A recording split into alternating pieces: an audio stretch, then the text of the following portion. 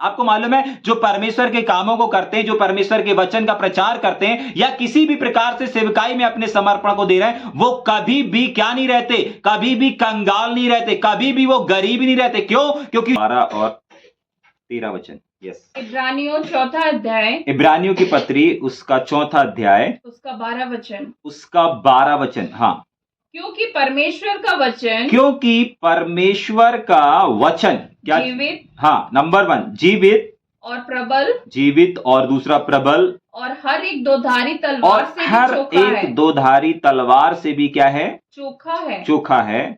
और प्राण और आत्मा को और गांठ गांठ और गूदे गूदे को अलग करके आर पार छेदता है। और आर पार क्या करता है? छेदता है। और मन की भावनाओं और विचारों को जांचता है। मन की भावनाओं और विचारों को भी क्या करता है? जांचता है। जांचता है। बस थोड़ा सा रुकेंगे। इब्रानियों 4 उसका 12 वचन हमको परमेश्वर के वचन के बारे में कुछ बातों को बताता है, और उसमें से यहां परमेश्वर का वचन किन बातों को, किन चीजों को करता है। जैसे हर एक चीज, हर एक वस्तु जो हमको इस संसार में नजर आ रही, वो कुछ ना कुछ किसी ना किसी काम में आने के लिए है, इस्तेमाल में आने के लिए है। ठीक है, आपको जो कुछ भी देख रहा है अभी, अगर आप मोबाइल में इस चीज को देख रहे हैं, सुन रहे हैं, मोबाइल के द्वारा अगर यहां पर जुड़े हैं, अगर आपके पास सिम है तो सिम भी आपके मोबाइल में काम आ रही है, मोबाइल काम में आ रहा है, इंटरनेट जो दिख नहीं रहा है वो भी काम में आ रहा है।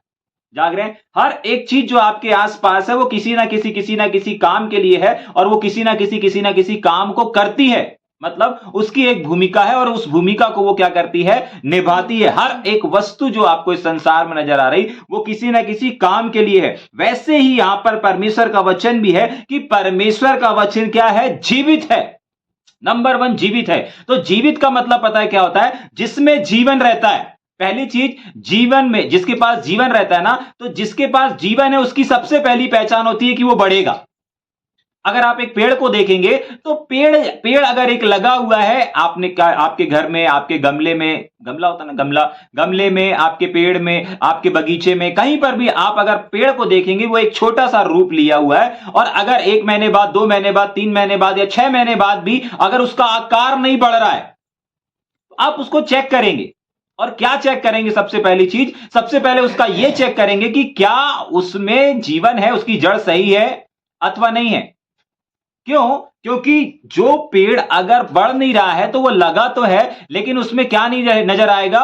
जीवन नहीं नजर आएगा। क्योंकि अगर जीवन है, जीवित है, तो वो क्या होगा? बढ़ेगा। तो परमेश्वर का वचन भी क्या है? जीवित है। और परमेश्वर के वचन की भी ये पहली पहचान है कि वो क्या हो रहा है?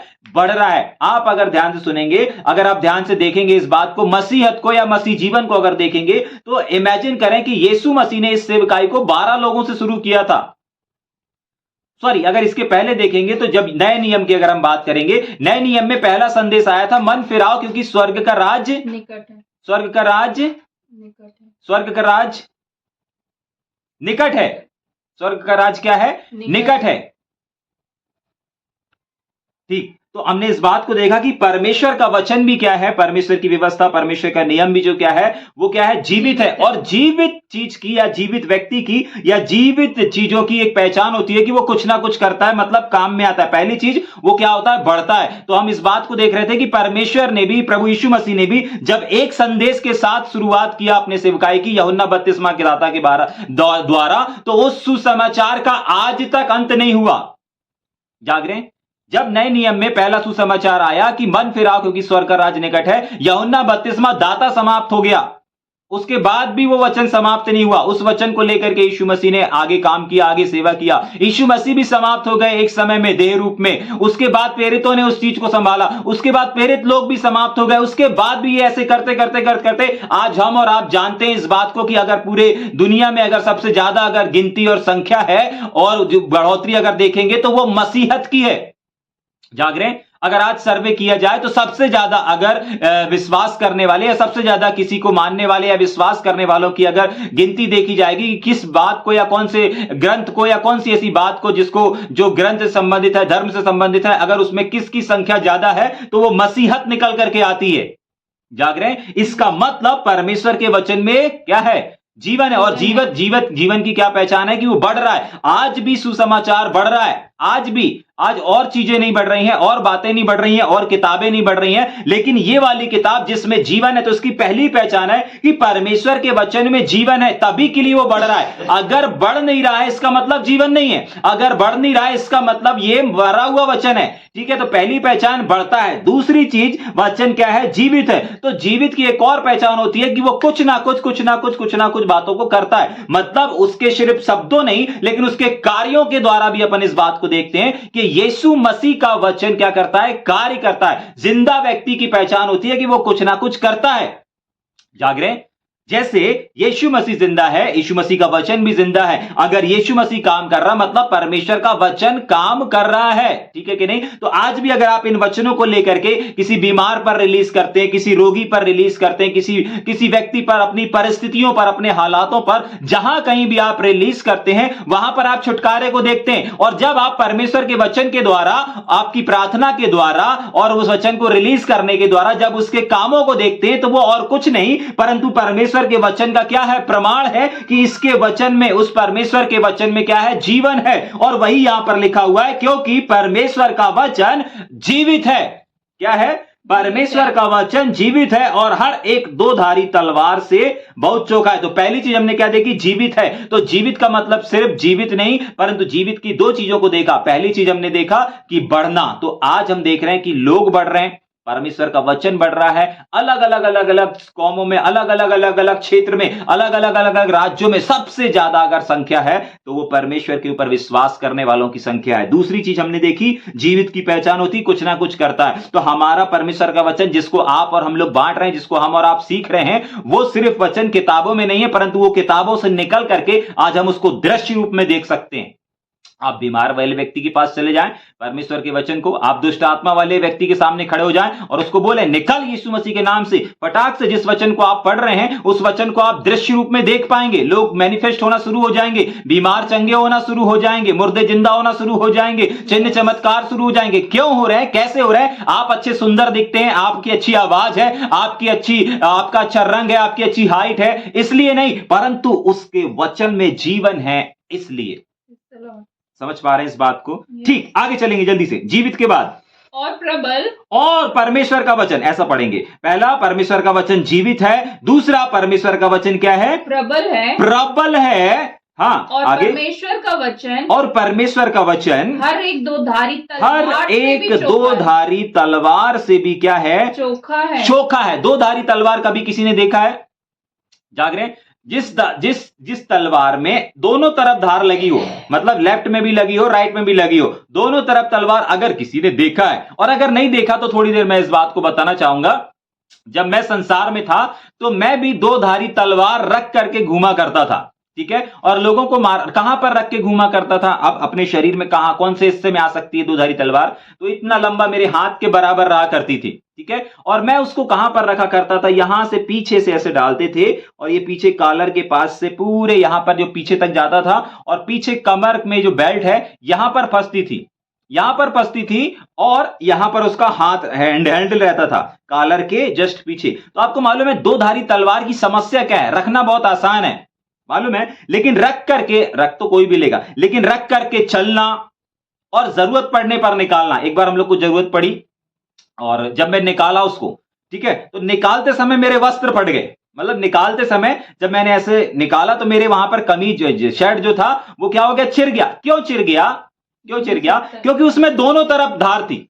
ठीक है, दोनों तरफ धार थी, तो उसको लेकर के हम ठीक से दौड़ भी नहीं सकते, उसको हम ठीक से जल्दी जल्दी इस्तेमाल भी नहीं कर सकते। अगर कोई ऐसी स्थिति आ गई, पुलिस कोई भी ऐसा कुछ हुआ, तो हम उसको फटाक से छिपा भी नहीं सकते। आप जल्दी से दो धारी तलवार को अपने पीछे छिपा नहीं सकते, उसको आपको पूरे ऐसे कपड़े सही करने पड़ेंगे और पीछे धीरे धीरे रखने पड़ेंगे।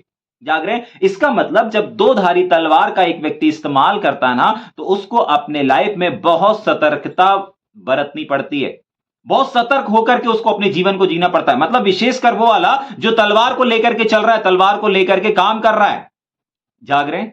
ठीक उसी प्रकार परमेश्वर का वचन भी है। परमेश्वर का वचन सिर्फ सामने वाले के लिए नहीं, लेकिन परमेश्वर का वचन क्या है? हमारे और आपके लिए भी है। जो हाथ में लिए है या जो सुना रहा है, सिर्फ सुनने वालों के लिए नहीं है, परंतु सुनाने वालों के लिए भी है। जाग रहे हैं? परमेश्वर का वचन सिर्फ दूसरों को सुनाने के लिए नहीं है, लेकिन जो सुना रहा है उसके लिए भी है, क्योंकि सबसे पहले तो उसके पास में है। जाग रहे हैं? समझ पा रहे हैं इस बात को? परमेश्वर का वचन जीवित है, प्रबल है, मतलब प्रभावशाली है। और तीसरा हम देख रहे हैं क्या है? दो धारी तलवार के समान है। देखिए, एक धारी अगर होता ना, आपको मालूम है दो धारी जो तलवार रहती ना, पहली चीज तो मैंने बताया, दूसरी एक और समस्या उसके साथ रहती है, जिस मयान में वो रहती है उस मयान को भी खतरा रहता है। मालूम है? दो धारी वाली जो तलवार हम लोग खूब लेकर के चले हैं, इसलिए मैं बता रहा हूं कि जिसमें उसको मैं रखता था उसमें उस मयान को भी खतरा है। मतलब जिस मयान में वो डबल धार वाली तलवार रहती थी उस मयान को भी खतरा है। पता है क्यों खतरा है? क्योंकि वो सीधी सीधी रहती थी, और ये जो नॉर्मल तलवार होती है वो हल्की सी तिरछी रहती है। अगर आप लोगों ने तलवार देखा है तो उसका सीधा सीधा आकार नहीं रहता, उसका हल्का सा टेढ़ा रहता है। तो जो टेढ़ा रहने की वजह से पता है क्या होता है? उसकी एक तरफ जहां धार रहती है वो सेफ हो जाता है, निकालने में भी आसानी रहती है और रखने में भी। लेकिन इस डबल धार वाली तलवार के साथ समस्या क्या रहती थी कि इसको रखने में भी प्रॉब्लम रहती थी। हमारा जो मयान है उसमें भी क्या हो जाती थी? निशान आ जाता था, घिस जाया करती थी। क्यों? क्योंकि दोनों तरफ धार है, दोनों तरफ तेज है। समझ पा रहे हैं इस बात को?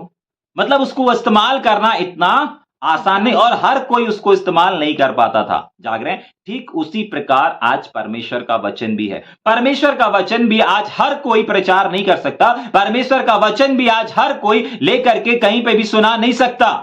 क्यों? हां, परमेश्वर ने हम सबको सुसमाचार सुनाने का अभिषेक दिया है। हां, परमेश्वर ने हम सबको सुसमाचार करने के लिए बोला है, जाओ सारी जगत के लोगों को सुसमाचार सुनाओ। लेकिन उसके बाद कैसे सुनाओ? इस बात को यहां पर इस तलवार के समान कैसे, इस तलवार के समान कैसे सुनाना है, कैसे सिखाना है? इस तलवार के समान ऐसे समझाना है कि ये आपके लिए भी है। जाग रहे हैं? ऐसा नहीं कि सिर्फ सामने वाले के लिए है, ऐसा नहीं कि सिर्फ दूसरों के लिए है, लेकिन वो सबसे ज्यादा खतरा किसको रहता है? मैं रखता था तो मुझे मालूम है, मैं रखता था तो मुझे मालूम है कि अगर अचानक कोई ऐसा केस हो गया, अचानक कोई लड़ाई हो गई, तो उसको मैं फटाक से निकाल भी नहीं पाऊंगा, क्योंकि मेरा ही बदन ना छिल जाए। ऐसा रहता था। जाग रहे हैं? ठीक ऐसे ही परमेश्वर का वचन भी है। आप जितना लोगों को सिखा रहे हैं, आप जितना लोगों को बता रहे हैं, और अगर उसमें स्वयं कायम नहीं है, तो कहीं ना कहीं हम और आप क्या हैं? वहां पर फेल हैं। ठीक है? इसलिए यहां पर लिखा है नंबर 1 परमेश्वर का वचन क्या है? क्या देखा पहले हमने? जीवित। दूसरा प्रबल है, सामर्थ्य है, काम करने वाला है। ठीक है? तीसरा दो धारी तलवार से भी, मतलब उससे भी, मतलब दो धारी तलवार में जितनी ताकत रहती है, दोनों तरफ काटती है, दोनों तरफ छाटती है। जाग रहे हैं? वैसे ही उससे भी, वैसा भी नहीं लिखा है, परंतु ऐसा लिखा है उससे भी बहुत तेज है। मतलब जितनी तेज दो धार वाली तलवार रहती है और जितना संघर्ष दो धारी तलवार वालों के साथ रहता है। आपको मालूम है दो धारी तलवार की एक और चीज होती है कि वो जब किसी के ऊपर प्रहार करते ना, तो प्रहार करते समय भी जो प्रहार कर रहा है उसको बहुत बार चोट लग जाती है। जाग रहे हैं? बहुत बार जो तलवार से वार कर रहा है उसको अगर पीछे लेकर के जा रहे हैं ना, तो हल्का सा भी अगर वो घूमा तो अपने स्वयं के शरीर में भी क्या लग जाता है? क्या लग जाता है? घाव लग जाएंगे। अगर आपने नहीं देखा तो सर्च करिएगा दो धारी तलवार किसे कहते हैं। ठीक है? तो आप फिर उसको इमेजिन करिएगा कि इस तलवार को मैं पकड़ करके कैसे रखते होंगे, इसको कैसे इस्तेमाल करते होंगे, कैसे घुमाते होंगे, कैसे रक्षा करते होंगे। अगर मान लो कोई आपकी तलवार को ऐसा करते करते करते ला रहा है तो आपको वो, आप ढकेल रहे हो, लेकिन फिर भी आपका क्या हो गया? शरीर छिल गया। सेम परमेश्वर का वचन भी है। परमेश्वर के वचन भी जब आप लेकर के चल रहे हैं, तो परमेश्वर का वचन लेकर के चलना, परमेश्वर के वचन को बांटना कोई मामूली बात नहीं है। जाग रहे हैं? जैसे हमें उस तलवार के साथ एक सतर्कता बरतनी जरूरी है, वैसे ही परमेश्वर के वचन के लिए भी हमको क्या कहना है? सतर्क रहना है, अलर्ट रहना है। ठीक है कि नहीं? ठीक, आगे पढ़ेंगे कि जल्दी से? हाँ। और परमेश्वर का वचन प्राण और आत्मा को और गांठ गांठ और गूदे गूदे को अलग करके आर पार छेदता है। अब हम कुछ बातों को देखें कि परमेश्वर का वचन एक्चुअली करता क्या है। ठीक है? ये गांठ गांठ गूदे गूदे इसे एक्चुअली है क्या? ठीक है? पढ़ेंगे क्या मेरे साथ कुछ वचन को निकाल के? यिर्मयाह नबी की किताब उसका 23 अध्याय उसका 29 वचन। परमेश्वर क्या देखने जा रहे हैं? परमेश्वर का वचन और क्या करता है। ठीक है? पहली चीज हमने देखा परमेश्वर का वचन प्रबल है। पहली चीज हमने क्या देखा? परमेश्वर का वचन क्या है? जीवित है। उसके बाद हमने क्या देखा? प्रबल है। उसके बाद हमने क्या देखा? दो धारी तलवार के समान है। अब तलवार क्या करती है? ठीक है? और उसके बाद प्रबलता में किस किस चीजों को आती है, और जीवन में कौन कौन सी चीजें आती हैं, और उसके बाद क्या लिखा है? चोखा, और उसके बाद गांठ गांठ गुदे गुदे कैसे ये सारी चीजों में काम होता है। और एक और चीज लिखी हुई थी, मन की भावना विचार इन सब में कैसे परमेश्वर का वचन काम करता है, इसके कुछ बातों को देखेंगे। तैयार है मेरे साथ में? क्या देखने जा रहे हैं, एक बार रिपीट करेंगे।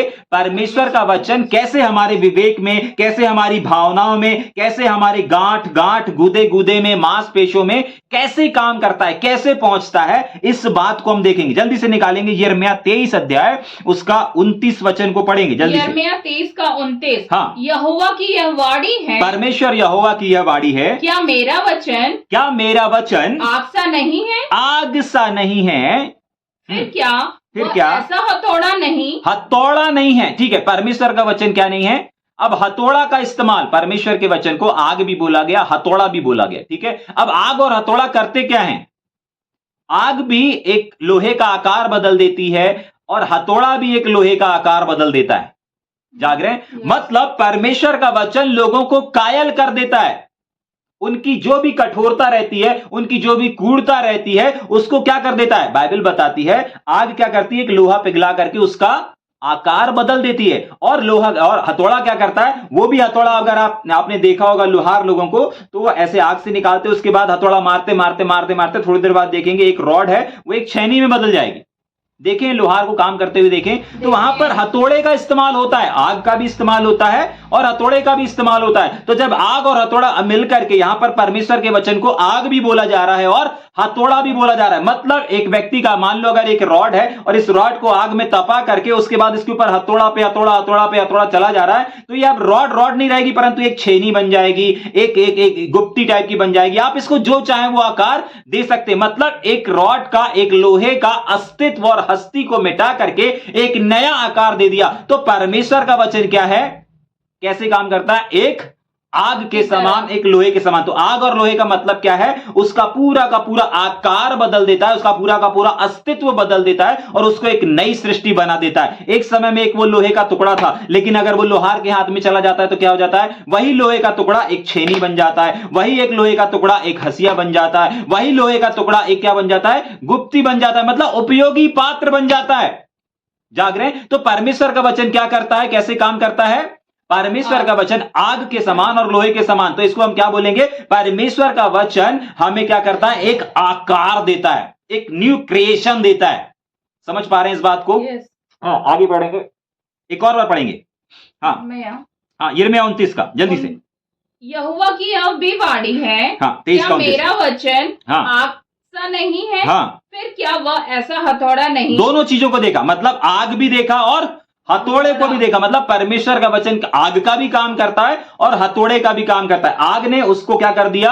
निर्बल कर दिया, कमजोर कर दिया। अब आग से लोहा जब निकाला गया और उसको हथौड़ा चलाया गया तो एक नया आकार दे दिया। ठीक है, तो जब आप परमेश्वर में आते ना, तो परमेश्वर आपके पुराने अस्तित्व को क्या कर देता है? मिटा देता है। उसके बाद जब विषम परिस्थितियां आती ना, विषम परिस्थितियां, कठिनाई आती ना, कुछ लोग बोलते हैं भैया मसीह में आने के बाद क्या होता है? सुख मिलता है, शांति मिलता है। ये अधूरा समाचार है। जाग रहे हैं? पूरा समाचार यह है कि मसीह के साथ जब आते हैं ना, तो यीशु मसीह साफ बोलते हैं कि अगर उन्होंने मुझे सताया है, मुझे डंडे लगाए हैं, मुझे वो किया है, तो तुमको भी सताएंगे। जाग रहे हैं? और मसीह का पूरा समाचार यह है कि मसीह के अच्छे योद्धा के समान मेरे साथ दुख उठा। ठीक है, तो मसीह में आने का मतलब ये नहीं कि आपके पास खुशियां आ गई, वो आएंगी, आनंद आएगा, जॉय रहेगा, सब कुछ रहेगा, लेकिन उसके बीच में ये चीजें भी होंगी।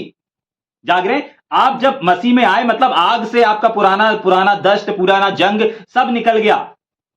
देखना कभी लोहार के पास जाकर खड़े होकर के देखना उसकी कारीगरी को। एक जंग वाला लोहा डालेगा, आग में डालेगा और उसके बाद उसमें जलेगा, इतना जलेगा, पूरा उसका कलर ही बदल जाता है। बदलता है कि नहीं बदलता? लोहा काले कलर का होता है और अगर जंग लगा हुआ है तो येलोस टाइप का रहेगा, लेकिन जब उसको आग में डालेंगे धीरे धीरे आप देखना उसका येलोसपन चला जाएगा, फिर लाल हो जाएगा, और जब वो लाल हो जाता है तब उसको निकाला जाता है। तो जब आप मसीह में आते हैं ना, तो जब वो मसीह क्या करता है? आपको एक नए रूप में लेकर के आता है, एक नए जन्मे हुए बच्चे के समान लेकर के आता है। उसके बाद क्या करता है? उसके बाद हथौड़े का काम पड़ता है। हथौड़ा क्या करता है? आकार देता है। और यह हथौड़ा पता है किस चीज को दर्शाता है? दुख को दर्शाता है, मुसीबत को दर्शाता है, परेशानियों को दर्शाता है, विषम परिस्थितियों को दर्शाता है, ऐसे विषम हालातों को दर्शाता है। और जब भी ये विषम परिस्थिति और हालात से होकर के जब आप गुजरो ना, तो इसको पूरे आनंद की बात समझना है, ऐसा परमेश्वर का वचन बताता है। और पहला पत्रस उसका 5 अध्याय और उसके 10 वचन में, 8, 9, 10 वचन में लिखा है कि जे दुख जो हमारे जीवन में आते हैं, ये हमको दबाने के लिए, हमको नाश करने के लिए नहीं आते, परंतु ये दुख, ये तकलीफ हमको आती है ऊंचाइयों पर ले जाने के लिए, आकाश की बुलंदियों पर लेकर के जाने के लिए। ठीक है, तो कौन सी बात को देखा हमने? 2 बात को। परमेश्वर का वचन क्या करता है? आग के समान हमारे जीवनों में काम करता है। परमेश्वर का वचन क्या करता है? किन बातों को देख रहे हैं? परमेश्वर का वचन कैसे मांसपेशे गूदे गूदे में काम करता है, कैसे विवेक में काम करता है, इन तमाम चीजों को हम देख रहे हैं। कैसे वो छेदता है, कैसे वो हमारे मन में पहुंचता है, कैसे वो हमारी भावनाओं में काम करता है, कैसे वो हमारे विचारों में काम करता है, और कैसे वो जांचा जाता है। ठीक है, ये लिखा है ना लास्ट भाग में, कैसे वो जांचा जाता है। तो इन सारी चीजों को हम देख रहे हैं कि कैसे। तो पहला हमने देखा लोहे के समान, आग के समान, हथौड़े के समान। ठीक है, और देखेंगे जल्दी से यिर्मयाह पहला अध्याय उसका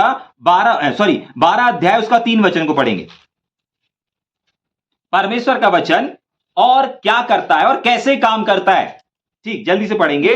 यिर्मयाह 12 अध्याय उसका 3 वचन। यिर्मयाह 12 का 3। हाँ, हे यहोवा, हाँ, तू मुझे जानता है। हाँ, तू मुझे देखता है। तू मुझे जांचता है, तू मुझे देखता है। ठीक है, और तूने मेरे मन की परीक्षा करके देखा। तूने मेरे, किसकी? शरीर की नहीं, मेरे अंगों की नहीं, लेकिन मन की परीक्षा। तो अभी अपन क्या पढ़ रहे थे? कैसे वो हमारे मन में, 12 के लास्ट के उसमें क्या लिखा है? कैसे वो मन और भावनाओं तक पहुंचता है, तो उसका वचन लिखा है। हाँ, पढ़ेंगे 12 का 3। हाँ, फिर से पढ़ेंगे। हे यहोवा परमेश्वर, यस, तू मुझे जानता है। तू मुझे जानता है। और कैसे जानता है? परमेश्वर आपकी शकल, आपकी पर्सनैलिटी, आपके लुक, इन सब पर ज्यादा ध्यान नहीं रहता, जाग रहे हैं? लेकिन परमेश्वर की आंखें, बाइबल बताती है, लोगों के मन पर लगी रहती हैं, लोगों के विचारों पर लगी रहती हैं।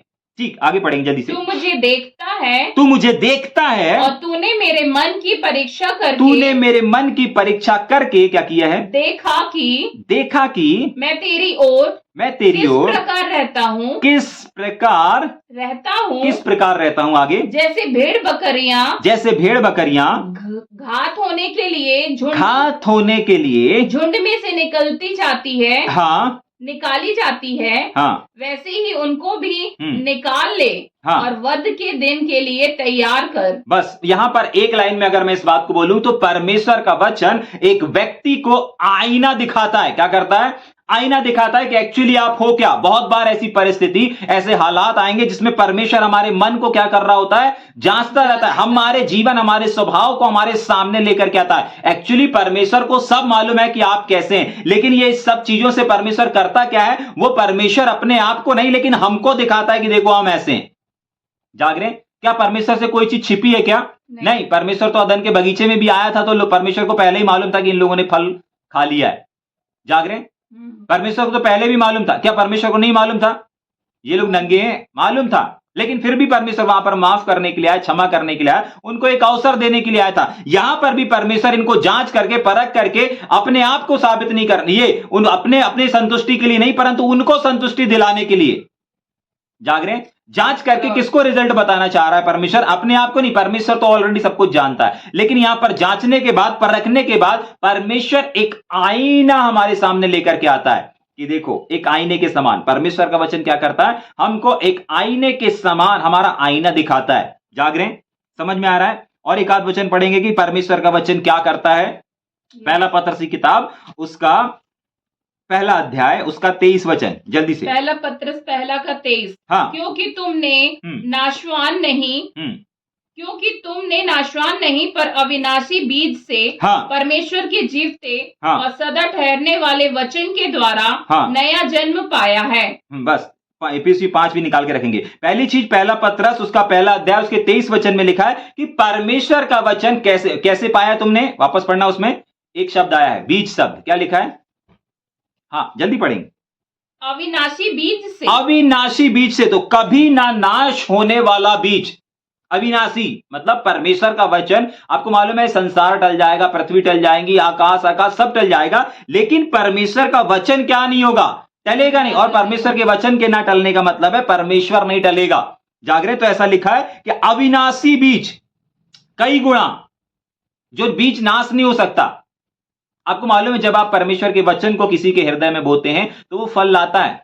परमेश्वर ने हमको बोने बोला है, बढ़ाना, फलाना, रिजल्ट दिखाना, ये परमेश्वर के हाथ में। आपको और हमको परमेश्वर ने वचन को बोने के लिए बोला है, ठीक है कि नहीं? तो परमेश्वर का वचन क्या करता है, कैसे काम करता है? एक बीज के समान आपके और हमारे पास भी एकदम से परमेश्वर के सारे वचन नहीं आ गए थे क्या? नहीं आए थे। मेरे लाइफ में भी, मेरे जीवन में एक ही वचन आया था, मत डर, मैं तेरे साथ हूं, इधर उधर मत ताक, मैं तेरा परमेश्वर हूं, मैं तुझे दृढ़ करूंगा, मैं तेरी सहायता करूंगा, मैं तुझे अपने धर्म हाथ से संभाले रहूंगा। यह वचन मेरे लाइफ में आया था, आज भी यह वचन मेरे जीवन में लागू है, आज भी यह वचन मुझे थामे हुए। कोई साथ रहे ना रहे, परंतु यह वचन मुझे बल देता है।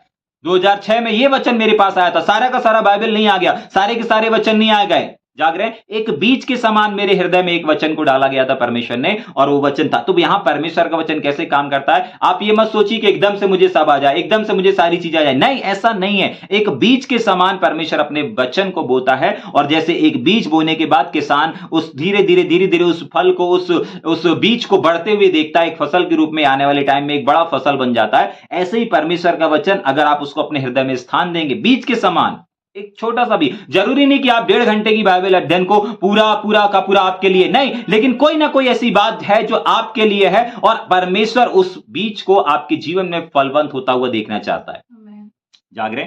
इफिसियों 5 अध्याय निकालेंगे, और क्या देख रहे हैं? परमेश्वर का वचन कैसे काम करता है। तो हमने क्या देखा? एक आग के समान काम करता है, हथौड़े के समान काम करता है, एक आईने के समान काम करता है, और एक बीज के समान भी काम करता है। ठीक, और देखेंगे जल्दी से क्या? इफिसियों 5 उसका 26 वचन, जल्दी से। इफिसियों 5 का 26 जल्दी पढ़ेंगे, इसके बाद भजन 119 निकाल के रखेंगे। हाँ, पहले इफिसियों 5 का 26 पढ़ेंगे जल्दी से। कि उसको वचन के द्वारा हाँ, जल के स्नान से शुद्ध करके पवित्र बनाए। हाँ, हो गया। इफिसियों 5 उसका 26, एक और बार पढ़ेंगे। इफिसियों 5 का 26, हाँ, कि उसको वचन के द्वारा, एक व्यक्ति को परमेश्वर अपने वचन के द्वारा क्या करता है, उसका वचन क्या करता है? हाँ, पढ़ेंगे। के द्वारा जल के वचन के द्वारा, जब आप परमेश्वर के वचन को पढ़ते हैं ना, जब आप परमेश्वर के वचन का अध्ययन करते हैं ना, पढ़ने की नहीं, जब आप परमेश्वर के वचन का अध्ययन करते हैं ना, तब आप पता है एक जल के समान नहाते रहते हैं। और जब आप नहाते हैं, इमेजिन करें, आप अपने अपने शरीर को जब साफ करते हैं, बाथरूम में जाकर के, अपने वॉशरूम में जाकर के, सर में साबुन लगाते हैं, शैम्पू लगाते हैं, पूरे शरीर में लगाते हैं, जाग रहे हैं? और जब लगाते हैं तो सारा मैल, पसीना, बदबू और जितना डस्ट रहता है वो सारा का सारा क्या हो जाता है? निकल जाता है, और बाथरूम के उस पानी के समान बह जाता है। और उसके बाद आप अपने आप को आईने में देखेंगे, कैसे देखेंगे? एक साफ देखेंगे, एक सुथरा देखेंगे। यहां पर लिखा हुआ है कि परमेश्वर अपने वचन के, क्या लिखा है?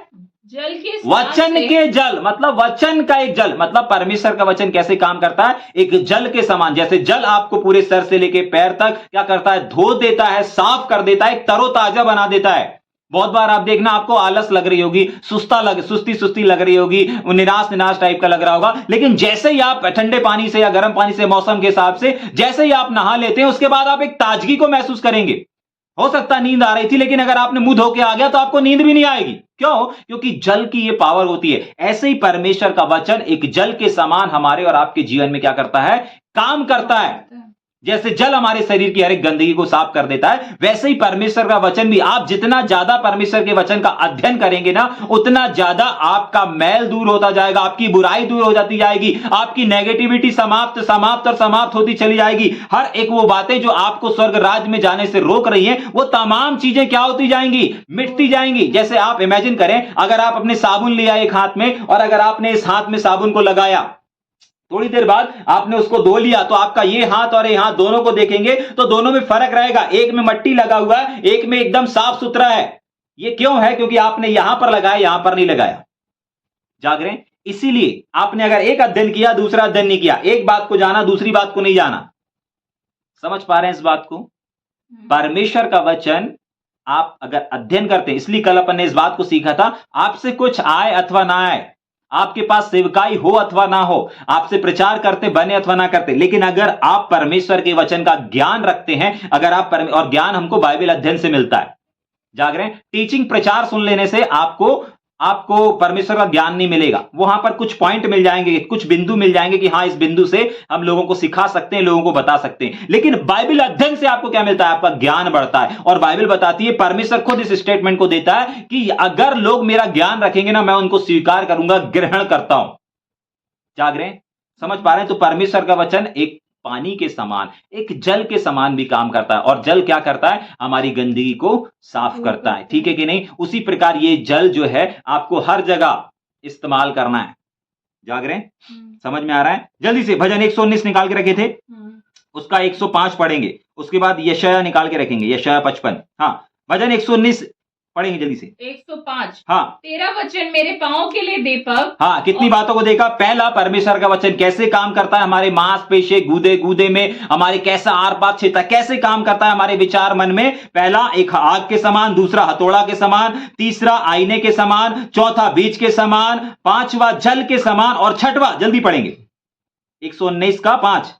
तेरा वचन मेरे पांव के लिए दीपक। तेरा वचन मेरे पांव के लिए दीपक, मतलब परमेश्वर का वचन हमारे पांव के लिए क्या करता है? एक दीपक। और दीपक किस चीज का काम करता है? अंधियारे में अगर आप चल रहे हैं और आप दीपक जला करके चल रहे हैं, पुराने समय के लोग दीपक का इस्तेमाल किया करते थे, मोमबत्ती का इस्तेमाल किया करते थे, लेकिन प्रेज गॉड अपन नए वर्जन में अपन मोबाइल टॉर्च का इस्तेमाल करते हैं। लेकिन मोबाइल से भी वही प्रकाश निकल रहा है, मोमबत्ती से भी वही प्रकाश निकल रहा है, और एक दिया जला करके जो चलते हैं उससे भी वही प्रकाश निकल रहा है। तो यहां पर परमेश्वर के वचन का कहने का मतलब है कि परमेश्वर का वचन हमारे मार्गों में चलने में हमारी अगुवाई करता है। और यह प्रकाश पता है कब आता है, कब काम आता है? जब आप अंधकार में हैं। अगर आप अभी उजियाला है, अगर इस समय अगर मैं एक मोमबत्ती जला करके, एक टॉर्च जला करके, या अपने मोबाइल का टॉर्च जला करके अगर ऐसा करके स्टडी करूं, जाग रहे हैं?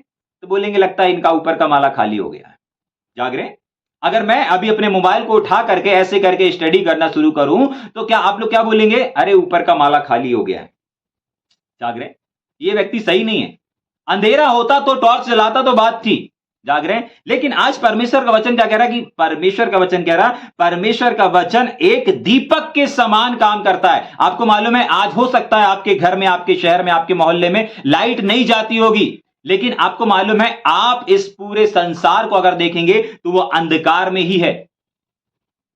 और परमेश्वर आपको इस अंधकार में एक ज्योति, एक प्रकाश के समान बोलता है कि मैं तुम्हें, ज्योति कहां चमकती? अंधकार में चमकती।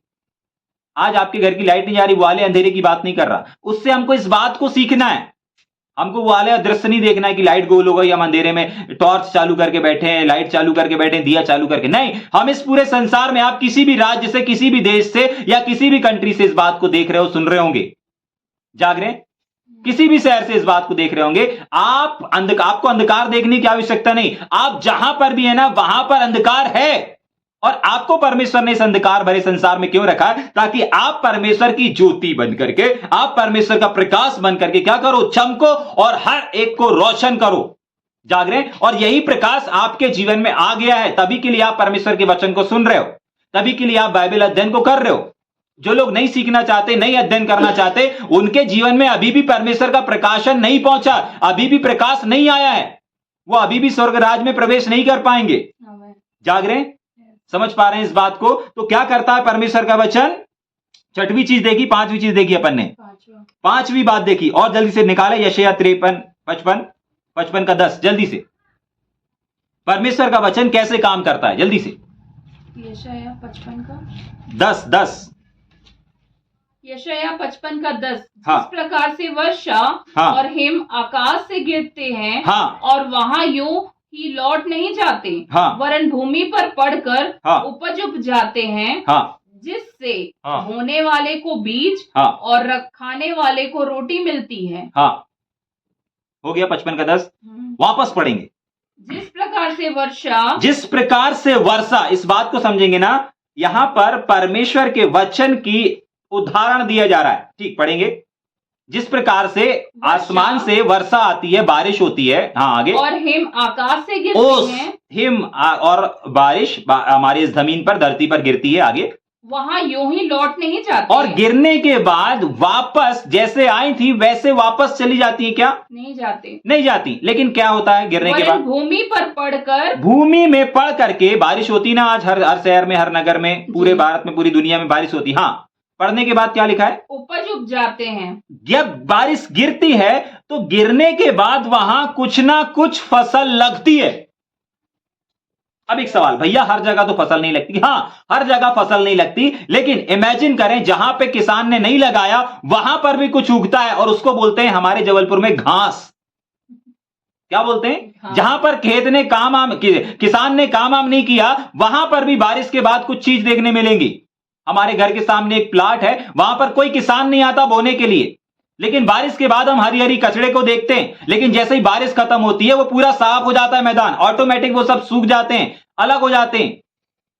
लेकिन बारिश के टाइम पे हरे हरे कचड़े दिखने लगते हैं, हरे हरे घास दिखने लगते हैं, जहां पर किसी किसान ने आकर के वर्क नहीं किया। यह प्रमाण है कि इस भूमि पर क्या हुआ है, बारिश हुआ है। और वो जब बारिश हुआ है तो वो अपना असर क्या हो रही है, दिखा करके जा रही है। भूमि चाहे खेत वालों की हो, चाहे जो खेती नहीं कर रहा उनकी भूमि हो, अगर बारिश हुई है तो वो बारिश अपने पावर को, वो बारिश अपनी बूंदों की ताकत को दिखाएगी और क्या करेगी, साबित करेगी कि हां बारिश हुआ है। ठीक उसी प्रकार उसको पढ़ेंगे, वहां पर लिखा है, जिससे बोने वाले को बीज और खाने वाले को रोटी मिलती। आगे आगे आगे, उसी प्रकार से मेरा वचन भी, बस ये वचन कहां लिखा है, 11 में तो पढ़ना चाहिए ना, वही तो लिखा है। उसके आगे क्या लिखा है, ठीक उसी प्रकार परमेश्वर का वचन है। जैसे आकाश से बारिश हो रही है और वो अपने असर, अपने पावर को दिखा रही है, उसको कोई फर्क नहीं पड़ रहा है कि वहां पर खेत में किसान काम कर रहा है अथवा नहीं कर रहा है, उसको कोई फर्क नहीं। अगर कर रहा है तो अच्छे बीजों को बीजे, अच्छे बीज को निकलेंगे, अगर नहीं कर रहा है तो भी वहां पर जो है उसको वो फलवंत करेगा। ठीक उसी प्रकार परमेश्वर का वचन भी है। परमेश्वर का वचन भी ये नहीं देखता कि कौन हिंदू है, कौन मुसलमान है, कौन ईसाई है, कौन क्या है, ये सब नहीं देखता। परमेश्वर का वचन जहां पर जैसे बारिश गिरती है ना, वो नहीं देखती कि कौन व्यक्ति कैसा है, वैसे ही परमेश्वर का वचन भी लोगों को नहीं देखता। परमेश्वर का वचन भी किसी जाति धर्म को नहीं देखता। परमेश्वर का वचन भी किसी कौम को नहीं देखता। परमेश्वर का वचन भी किसी के रंग को नहीं देखता। परमेश्वर का वचन भी कोई भेदभाव को नहीं देखता। परमेश्वर का वचन अगर उस व्यक्ति के पास उसके कानों तक अगर पहुंच गया है तो वो एक बारिश के समान अपने प्रतिफल को, अपने पावर को, अपने सामर्थ को दिखा करके ही लौटेगा। वो वापस वैसे ही नहीं जाएगा, जैसा वो था वैसी उसकी परिस्थिति नहीं रहेगी। क्यों? क्योंकि परमेश्वर का वचन आया है और परमेश्वर का वचन एक बारिश के समान, एक वहेम के समान काम करने वाला है। जैसे बारिश काम करके जाती है, असर दिखा करके जाती है, सेम वैसे ही परमेश्वर का वचन भी है। अगर परमेश्वर का वचन आया, तभी के लिए मैं एक बात हमेशा बोलता हूं, हर जगह पर बोलता हूं कि जब भी परमेश्वर का वचन आता है तो वो एक प्रकाश को लेकर के आता है, और वो प्रकाश 1 2 3 4 को नहीं, लेकिन हर एक को प्रकाशित करता है। समझ पा रहे हैं इस बात को? परमेश्वर का वचन एक बारिश के समान, अपन गाना गाते ना, एक बारिश की तरह। तो अगर आ गई वो बारिश, अगर वचन आ गया मतलब बारिश आ गई। अभी जितने भी लोग आप सुन रहे हैं, ये बारिश है, ये बातें टलेंगी नहीं। क्यों? क्योंकि ये मेरी बातें हैं नहीं, मैं बार बार नीचे मुंडी करके बाइबल में देख रहा हूं, मतलब ये मेरी बातें नहीं है, मैं भी कहीं से देख करके आपको बता पा रहा हूं, मैं भी कहीं से पढ़ करके आपको बता पा रहा हूं। स्वाति भी अगर मेरे बगल में बैठ करके पढ़ रही है तो वो अपने बाइबल को लिखी नहीं है, वो भी नीचे मुंडी करके बाइबल के वचन को, एक एक वचन को पढ़ रही है। ये परमेश्वर की बातें हैं और परमेश्वर का वचन, परमेश्वर की बातें नहीं टल सकती। जाग रहे हैं? तो कितनी चीजों को अपन ने देखा, परमेश्वर का वचन कैसे हमारे मांस पेशे गूदे में कैसे तलवार बनकर के, कैसे विचारों में, कैसे भावनाओं में काम करता है। नंबर 1 आग के समान, नंबर 2 हथौड़े के समान, नंबर 3 एक आईने के समान, नंबर एक बीज के समान, एक जल के समान और एक दीपक के समान। जाग रहे हैं? और अभी हमने इस बात को देखा, एक वर्षा, एक हिम के समान भी परमेश्वर का वचन काम करता है। और वर्षा और हिम की पहचान होती है, क्या पहचान होती है? असर जरूर दिखाएंगे। चाहे खेती वाली जमीन हो, चाहे कोई सी भी जमीन क्यों ना हो, असर जरूर दिखाएंगे। चाहे उस जमीन में किसान ने काम किया हो अथवा ना किया हो, चाहे वहां पर किसी ने परिश्रम किया हो, अपना पसीना बहाया हो अथवा नहीं बहाया हो, बारिश हुई है, फसल जरूर काटेंगे। वैसे ही परमेश्वर का वचन अगर आ रहा है, निश्चय आप एक बड़ी कटनी को देखेंगे, निश्चय आप उस व्यक्ति के जीवन में एक बड़े बदलाव को देखेंगे। और जहां कहीं भी एक बार परमेश्वर का वचन आ जाता है, परमेश्वर वहां पर एक बड़े बदलाव को लेकर के आता है। जाग रहे हैं?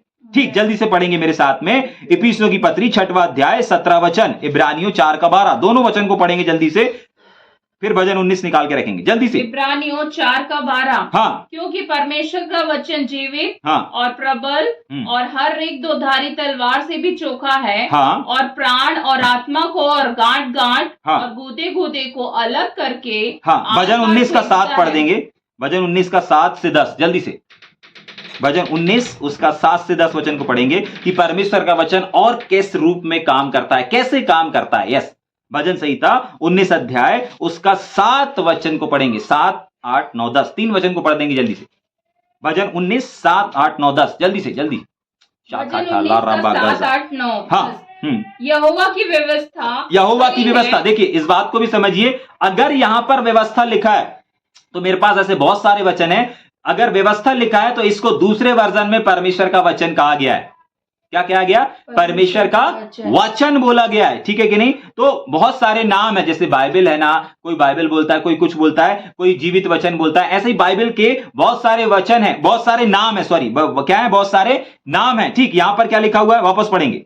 यहोवा की व्यवस्था खड़ी है, यहोवा की व्यवस्था खड़ी है, वह प्राण को बहाल कर देता है। परमेश्वर का वचन सिर्फ हमारे अंदरूनी विवेक में नहीं, लेकिन हमारे प्राणों में भी काम करता है। आपको मालूम है, कोई भी व्यक्ति वहां पर काम नहीं कर सकता, कोई भी साइंटिस्ट वहां पर काम नहीं कर सकता, कोई भी वैज्ञानिक वहां पर काम नहीं कर सकता, कोई इंसान वहां पर काम नहीं कर सकता, लेकिन परमेश्वर का वचन जो है ना, वो वहां पर काम कर सकता है। जाग रहे? ठीक, पढ़ेंगे, पूरी जल्दी पढ़ेंगे। हाँ। यहोवा के नियम विश्वास योग्य हैं, साधारण लोगों को बुद्धिमान बना देते हैं। यहोवा के उपदेश सिद्ध हैं, हृदय को आनंदित कर देते हैं। यहोवा की आज्ञा निर्मल है, वह आंखों में ज्योति ले आती है। आगे जल्दी 10 तक पढ़ेंगे। भय पवित्र है, वह अनंत काल तक स्थिर रहता है।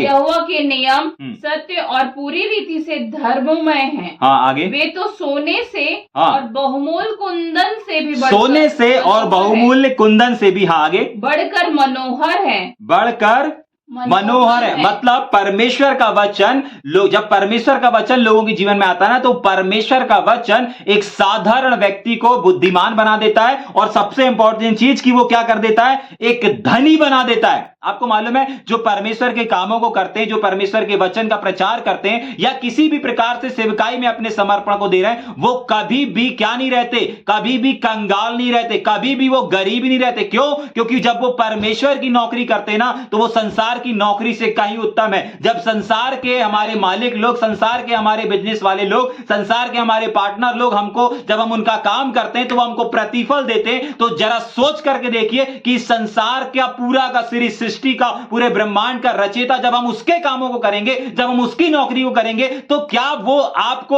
अपने वर्करों को क्या निर्बल रहने देगा, क्या गरीब रहने देगा? नहीं, वो अपने सेवकों को क्या बनाएगा? सिर्फ आग ही नहीं बनाएगा, सिर्फ सामर्थ्य ही नहीं बनाएगा, लेकिन बाइबल बताती है कि वो अपने लोगों को धनवान भी बनाएगा। जाग रहे हैं? तो जितने लोग परमेश्वर की सेवा करते हैं, परमेश्वर का वचन उनके जीवन में एक धन को भी लेकर के आता है, एक प्रतिष्ठा को भी लेकर के आता है, एक बढ़ोतरी को भी लेकर के आता है, जो कि हमने पहले बात देखी थी कि परमेश्वर का वचन में जीवन है, जीवन मतलब बढ़ोतरी है। तो सिर्फ बढ़ोतरी आपके आत्मिक क्षेत्र में नहीं, लेकिन आपके धन में भी बढ़ोतरी होती है। अगर आप नौकरी कर रहे हैं और परमेश्वर के वचन को नहीं प्रचार कर रहे हैं, परमेश्वर के काम को नहीं कर रहे हैं, तो हो सकता है आने वाले टाइम में आपका बिजनेस ठप हो जाए। लेकिन अगर आप परमेश्वर के काम को कर रहे हैं और बिजनेस या सेवा जो भी कर रहे हैं, तो निश्चय आपकी ग्रोथ होना तय है। अगर आप सेवा नहीं कर रहे हैं और सिर्फ बिजनेस कर रहे हैं, तो आपकी बढ़ोतरी होना तय नहीं है। क्यों? क्योंकि आप सिर्फ क्या कर रहे हैं? सिर्फ काम कर रहे हैं, परमेश्वर के काम को नहीं कर रहे हैं। लेकिन आप परमेश्वर के काम के साथ साथ अगर काम करते हैं, तो आपकी तरक्की होना, तो आपकी बढ़ोतरी होना, तो आपको ऊंचाई पे जाना, तो आपको आकाश के शिखर पर जाना तय है। क्यों? क्योंकि परमेश्वर का वचन ऐसा लिखा है 10 वचन में कि सोने के समान, क्या है? एक सोने के समान। मतलब परमेश्वर का वचन लोगों के जीवन में धन को भी लेके आता है, संपत्ति को भी लेकर के आता है। लोगों को देखेगा नहीं मेरे पास सोना आ गया, चांदी आ गया, धन आ गया, लेकिन एक्चुअली वो परमेश्वर का वचन आपके पास आ गया है, इसलिए ये चीज आपको मालूम है। बाइबल में ऐसा नहीं लिखा कि पैसा काम करने से आता है, पैसा बिजनेस करने से आता है, नहीं लिखा पूरी बाइबल में। लेकिन एक जगह पर लिखा है कि धन यहोवा की आशीष से आता है। इसका मतलब धन का स्रोत हमारा बिजनेस, हमारा व्यापार या हमारा नौकरी या हमारी सैलरी नहीं है, परंतु हमारे हाथों में आने वाला हर एक धन, बाइबल बताती है धन यहोवा की आशीष से आता है। मतलब जो आप अपने पॉकेट में, अपने अकाउंट में जो भी पैसा देख रहे हैं ना, और जो आपको आवश्यकता भी है, वो परमेश्वर की आशीष से आएगा। आपके बिजनेस से नहीं आएगा, आपकी प्रॉपर्टी से नहीं आएगा, आपके फाइनेंस से, आपकी सैलरी से नहीं आएगा, लेकिन यहोवा की आशीष से आएगा, क्योंकि वचन कहता है कि धन यहोवा की आशीष से आता है। जाग रहे हैं। इसलिए आपको और हमको भी ना अपने बिजनेस, अपने व्यापार, अपने सर्विस पर, अपनी नौकरी पर आश्रित नहीं रहना है। परमेश्वर का वचन ऐसा कहता है कि परमेश्वर के लोगों को चंचल धन पर आशा नहीं रखना है, परंतु परमेश्वर के लोगों को किस पर आशा रखना है, किस पर आश्रित रहना है? परमेश्वर पर। क्यों रहना है? क्योंकि धन पर भरोसा रखेंगे, धन खर्च हो जाएगा, वो चंचल है, आज आपके पॉकेट में, कल किसी और के पॉकेट में चला जाएगा। लेकिन अगर अपने ध्यान को, अपने मन को परमेश्वर की ओर लगा करके रखेंगे, परमेश्वर का वचन स्वयं बोलता है कि धन परमेश्वर की आशीष से आता है। समझ पा रहे हैं? तो परमेश्वर का वचन कैसे काम करता है? एक धन के समान भी काम करता है। जैसे धन आता है ना, वैसा वचन भी आता है। जाग रहे हैं? और जो धन परमेश्वर देता है ना, इस बात को समझ लीजिए, उसमें दुख नहीं रहेगा। जो धन आपको परमेश्वर देता है ना, जो धन आपको देखना है कि कौन सा धन परमेश्वर की ओर से आ रहा है, कौन सा धन संसार की ओर से आ रहा है, तो उसकी पहचान है। जो भी धन अगर परमेश्वर की ओर से आ रहा है ना, बाइबल में ऐसा लिखा हुआ है, उस धन में दुख मिला नहीं रहेगा। अगर आपका धन आपके पास जो आ रहा है उसमें दुख मिला हुआ है, वो धन परमेश्वर की ओर से नहीं आ रहा है। वो धन परमेश्वर की ओर से नहीं आ रहा है, परमेश्वर की उसमें आशीष नहीं है। अगर आपका पैसा दवाई, गोली और तमाम चीजों में जा रहा है, उस धन पर परमेश्वर की आशीष नहीं है। परमेश्वर ने वादा किया है, वो झूठा वादा करने वाला नहीं है। उसने सच्चा वादा किया कि भाई मैं अपने धन में दुख मिला करके नहीं दूंगा। वहां साफ लिखा हुआ है, परमेश्वर हमारे धन में क्या नहीं मिलाता? दुख नहीं मिलाता। उसने वादा किया, तू अपनी कमाई को निश्चय खाने पाएगा। तेरी कमाई डॉक्टर, दवाई, गोली, ट्रीटमेंट में नहीं जाएगी, इलाज में, चेकअप में नहीं जाएगी। तेरी दवाई, गोली में पैसे नहीं जाएंगे। क्यों? क्योंकि मैंने तुझसे वादा किया, अगर तू मेरा प्रेमी, अगर तू मेरे कामों को करने वाला है, अगर मेरे संदेश को बांटने वाला है, अगर मेरे काम को करने वाला है, तू अपनी कमाई को निश्चय खाने पाएगा। जाग रहे हैं? समझ में आ रहा है? इतने साल हमारे बच्चों के हो गए, हमारे परिवार को हो गए, मुझे मसीहत में हो गए, एक भी दिन ऐसा नहीं गया जो हमारे छोटे बच्चे, छोटे से लेकर के अभी कितने 5-7 साल के हो गए, जाग रहे हैं, अभी तक कोई भी बच्चा कभी एडमिट नहीं हुआ। समझ में आ रहा है? बहुत सारे बच्चे इधर उधर एडमिट हुए, लेकिन परमेश्वर ने नहीं जाने दिया। क्यों? जाग रहे हैं? ठीक, आगे पढ़ेंगे, एक आध दो वचन को फिर अपन खत्म करेंगे। तैयार हैं? जल्दी से निकालेंगे। रोमियो की पत्री 10वां अध्याय 17 वचन, रोमियो 10 उसका 17 वचन। क्या देख रहे हैं? परमेश्वर का वचन कैसे काम करता है हमारे मांस में, पेशियों में, गुदे गुदे में और भावनाओं में, विचारों में, कैसे ये सारी चीजों को करता है। ठीक, जल्दी। रोमियो 10 का 17। हाँ। अतः विश्वास सुनने से और सुनना मसीह के वचन से होता है। मसीह के वचन से। तो परमेश्वर का वचन कैसे काम करता है? हमारे अंदर विश्वास का जन्म करता है, विश्वास को लेकर के आता है। अगर आप अभी बोलते हैं कि भाई मेरा विश्वास नहीं है, या मैं विश्वास में कमजोर हूं, मैं यहां निर्बल हूं, वहां निर्बल हूं, तो परमेश्वर का वचन हमें इस बात को बताता है कि परमेश्वर का वचन जब आप सुनते हैं, जाग रहे हैं, अभी अगर आप सुन रहे हैं ना, तो इसको सुनने से पता है क्या हो रहा है? आप बाइबल के ज्ञान को भी समझ पा रहे हैं, और दूसरी चीज, आपका जो फेथ, आपकी जो मसीहत में, आपका जो चिन्ह चमत्कार में, आपका तमाम बातों में जहां पर विश्वास डल था, जहां पर विश्वास कम था, तो बाइबल बताती है कि परमेश्वर का वचन जब आप कानों से सुनते हैं तो वो एक विश्वास का निर्माण करता है। आपके कान एक ऐसी फैक्ट्री है, जो वचन जब अंदर जाएगा, उस कानों से अंदर जाएगा, तो वो विश्वास का निर्माण करते हैं। जाग रहे हैं? और तब जाकर के एक व्यक्ति क्या कहलाता है?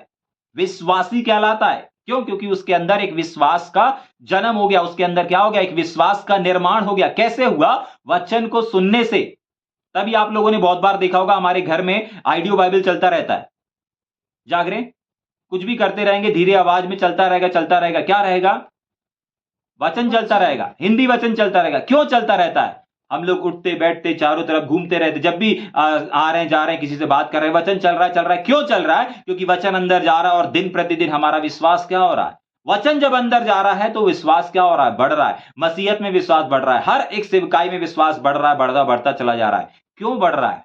क्योंकि वचन अंदर जा रहा है। तो परमेश्वर कैसे काम करता है? वचन के सुनने के द्वारा भी काम करता है। जाग रहे हैं? पहला पत्रस 2 अध्याय उसका 2 वचन, उसके बाद मत्ती भी निकाल के रखेंगे। पहला पत्रस 2 अध्याय उसका 2 वचन।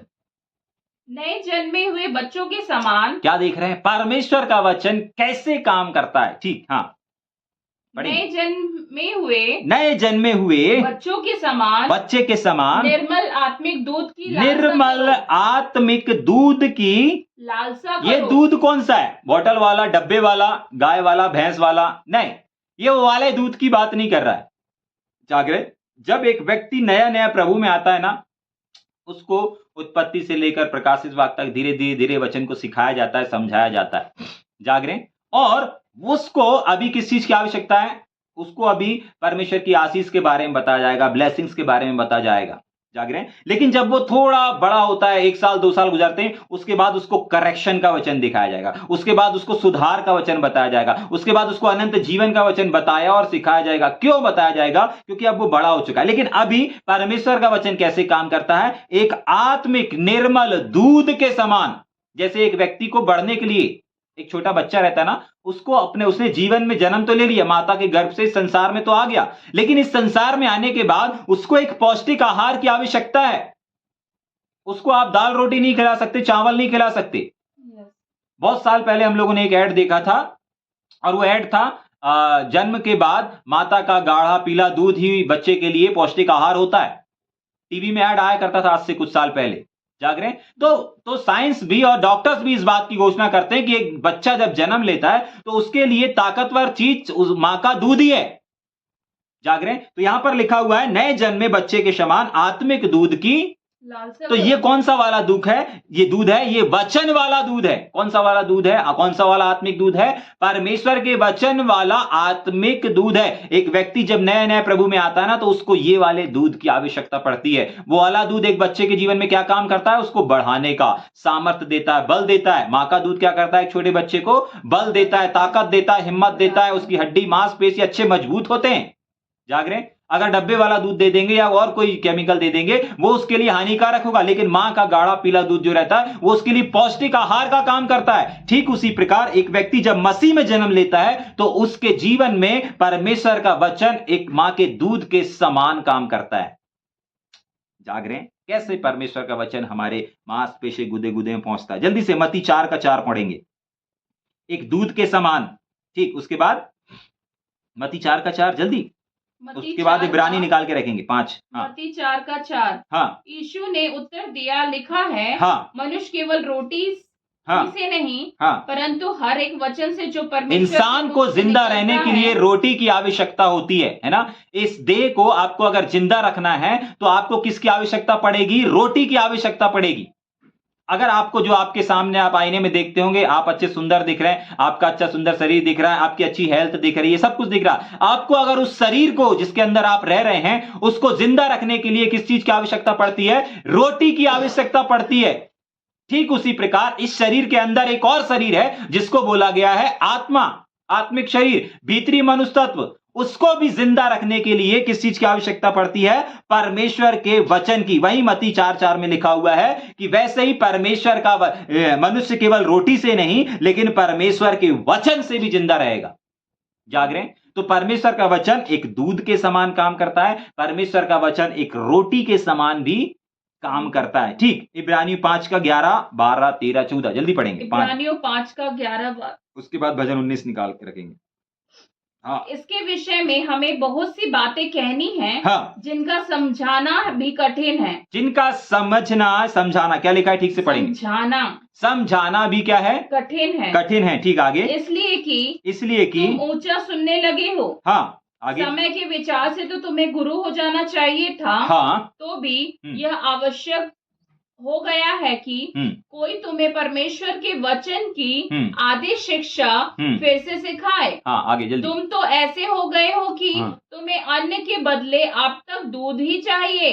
अन्न के बदले, यहां से ध्यान से सुनेंगे, अन्न के बदले तुम्हें दूध ही चाहिए। दूध ही चाहिए। हाँ, आगे। क्योंकि दूध पीने वाले बच्चे को तो धर्म के वचन की पहचान नहीं होती है। हाँ, क्योंकि वह बालक है। क्योंकि वह क्या है? बालक है। हाँ, आगे। पर अन्य सयानों के लिए, अन्य सयानों के लिए है। हो गया? यस। ठीक, अब सुनेंगे ध्यान से ना। बाइबल यहां पर बताइए परमेश्वर का वचन कैसे काम करता है। अभी अपन ने देखा दूध के समान काम करता है, रोटी के समान काम करता है, और अभी हम यहां पर देख रहे हैं एक मांस के समान भी परमेश्वर का वचन काम करता है। आपको मालूम है, लेकिन मांस कौन खा सकता है? मांस जिसने अभी अभी परमेश्वर में जन्म लिया है, उसको मांस नहीं हजम होगा। उसको तो अभी ये नहीं मालूम पतरस कौन है, मरकुस कौन है। आपको मालूम है, ये बाइबल अध्ययन उसको समझ में नहीं आएगा जिसने अभी अभी मसीह में जन्म लिया है। लेकिन इस बाइबल अध्ययन को समझ कौन पाएगा? इसको अध्ययन कौन करेगा? जिसको मसीह में 2 साल, 4 साल, 5 साल हो गए और जिसके अंदर सबसे इंपॉर्टेंट चीज मसीह के वचन के प्रति क्या है? एक भूख है, एक प्यास है, वो इस बाइबल अध्ययन को समझ पाएगा। और जब एक व्यक्ति बाइबल अध्ययन करना शुरू करता है ना, इसका मतलब वो मांस खाने के लिए तैयार हो गया है।